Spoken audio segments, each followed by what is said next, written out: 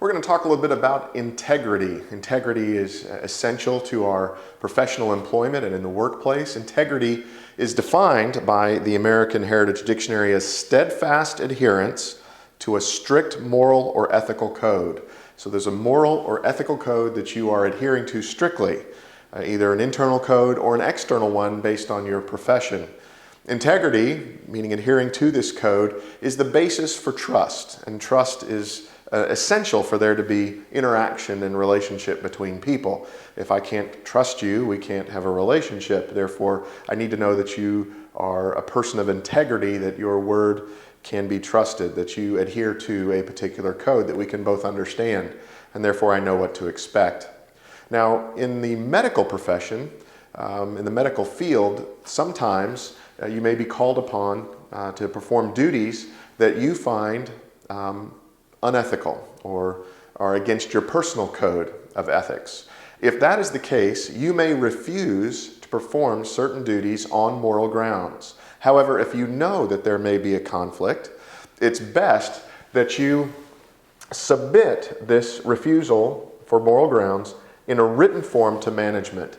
If it's possible to do it ahead of time, please do so. Don't wait till we're in the heat of the moment and suddenly, oh wait, I object to this. If you know that there's going to be an ethical dilemma or a moral problem for you, you may lawfully refuse to be involved in that duty, but inform management in a written form ahead of time.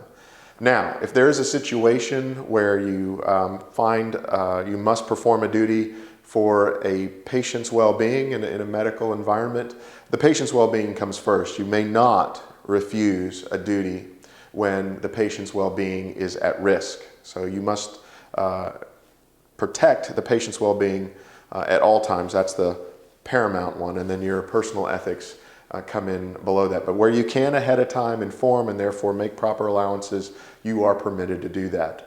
Now, some of the things that you may face in a medical environment dealing with your code of ethics and therefore your integrity is at stake may involve the following things. If you are ever asked to lie to a patient or to a colleague, if you're ever asked to change data, or if you're ever asked to withhold pertinent information from, once again, a patient or a colleague, this is something you need to think about ahead of time. What is my personal code of ethics involving lying to a patient, changing data, or withholding information?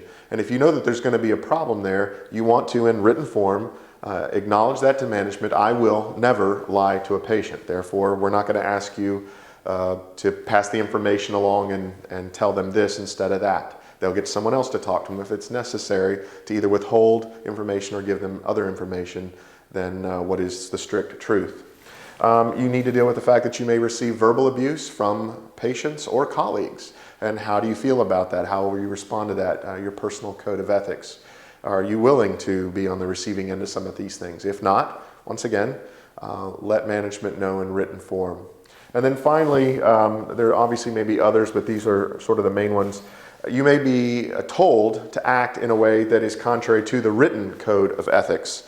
And if this is the case, where there's actually a written statement saying this is the written code of ethics for your particular profession, that would be something that integrity demands that you not go against. Well, I am this profession, our standard accepted written code of ethics says we are not permitted to do that, therefore you cannot make me do that. It would be a violation not only of my professional duty, but of my integrity.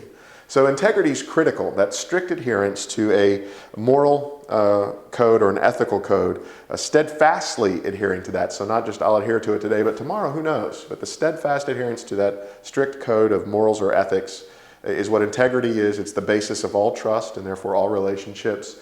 You are permitted to decline certain procedures, activities, and things like this on moral grounds. If you know ahead of time, please submit it to management in writing. Think through for yourself what you would do in these types of situations, and be aware that integrity is incredibly critically important for the working environment as we relate to those that we serve and those that we serve alongside.